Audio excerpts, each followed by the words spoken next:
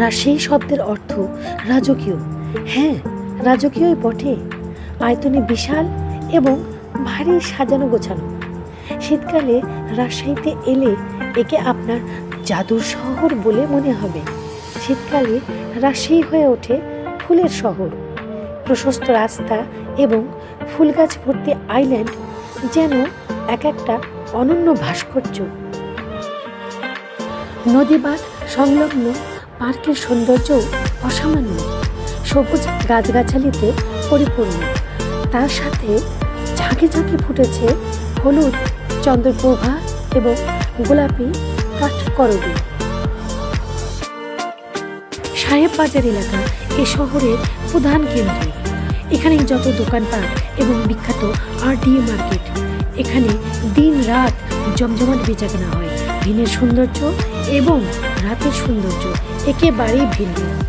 বাহারি সড়কবাতিগুলো রাতকে করে তোলে মোহনীয়।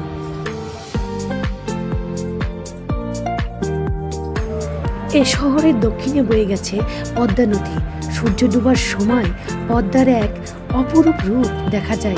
ভারতের গঙ্গা নদীতে বাঁধ নির্মাণের ফলে শুষ্ক মৌসুমে এর জলস্রোত অনেকটাই কমে যায়।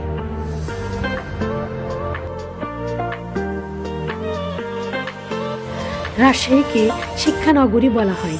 এখানে বিপুল শিক্ষা প্রতিষ্ঠান গড়ে উঠেছে।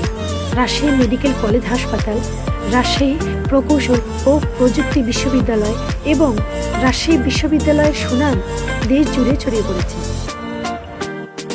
এই ফাঁকে একটু বলি, যারা আমার চ্যানেলে নতুন তারা অবশ্যই সাবস্ক্রাইব করতে ভুলবেন না, আর ভালো লাগলে অবশ্যই লাইক কমেন্ট দেবেন।